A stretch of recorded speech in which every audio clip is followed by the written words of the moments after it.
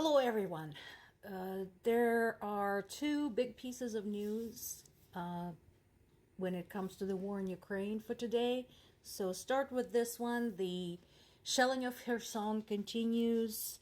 There are casualties, and a lot of the city residents are without electricity. This is what we know so far.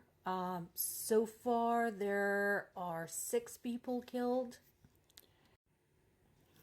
and Kherson city authorities are reporting 70% of the people there are without power. This is after an attack from almost 50 Shahed drones,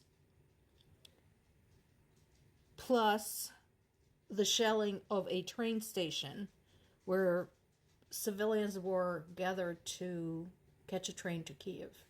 So again, there's going to be excuses. Oh, it's a military target, blah, freaking blah. But basically, they're just continuing to indiscriminately hit civilian targets. Somewhat better news. After a day of denial, even Russian media has admitted that Russia's landing ship Novocherkassk is destroyed. When it first happened, when the news of a big explosion in the Black Sea came about, they said that it was just damaged. Now, that bitch's gone. And following that explosion, 33 of Russian sailors are reported missing in action. I suspect they're not really missing. It's very possible, considering what we saw, the images, the videos of the explosion, of which there are now quite a few, there's nothing to be found because it really was pretty massive. And some of the sources are starting to speak up, saying, maybe we were too soon to declare Ukrainian counteroffensive stalled and unsuccessful. Could it be that Ukrainian military command is just keeping their cards close to their vest and then planning operations such as this one, such as the downing of another Russian bomber, and so on and so forth? So, as I've been saying, do not underestimate people of Ukraine. Don't. They're not giving up. Foreign aid or no foreign aid, they're still working at it. It's been a while since we have done maps, so let's do maps. Thank you, BBC. For those of you who didn't know, BBC website runs a separate section called Ukrainian War in Maps. So if you are like me, if you are a visual person, and you want to see where things are and kind of where they are in proportion to the rest of the country, this is a great place to go. So what are they highlighting today? They're talking about the operation in Kherson. So I just talked about Kherson getting shelled. There it is right there in the middle. And if you recall, some weeks ago, Ukrainian troops were able to secure a foothold by crossing the Dnipro River in that area. And so they're continuing to hold on. See the little purple spots over there? That is the area held by Ukraine. And again, it is a very slow progress because of Russia's resistance, because Russia is using its common military tactic of just throwing as many bodies as they can at the front lines. But progress is being made.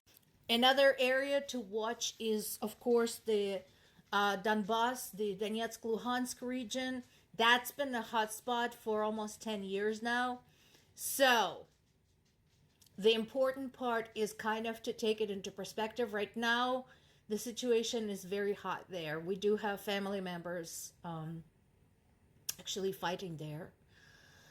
And we don't get news from them regularly because, well, because of the situation there. It's not like you could just, send an email or text or whatever. So that is another area to watch. So this is a close-up of one of the areas. Remember, we talked about Avdiivka and the fighting around it. And again, I would like to remind everybody, the Russians have been trying to take Avdiivka for almost 10 years now, ever since they started the unrest in Ukrainian southeast and the eastern regions. So I strongly suggest that nobody freak out about this. The last but not the least, so this is the overall progress, showing you like a high level map of what has been going on since the annexation of Crimea in March of 2014, and then initial Russian invasion that began February 24th, 2022, and then what is happening now. And again, look at the maps from March 2022 and then look at the maps now. You cannot deny that this is amazing progress, especially considering that Ukrainian military had to do all this without any help early on.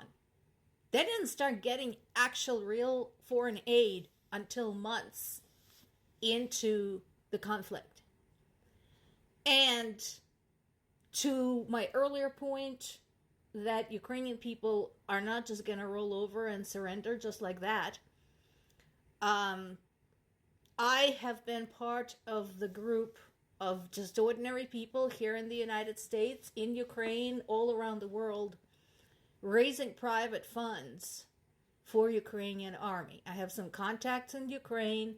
They post what they're raising money for, and all of us have been donating little by little. A couple of weeks ago, it was fuel for the various military vehicles. Last week, it was the hand warmers to prevent frostbite, and that is how we are fighting this war. We're not waiting for Republicans to get their heads out of their asses. We're not waiting for Hungary to regain their common sense. We're fighting.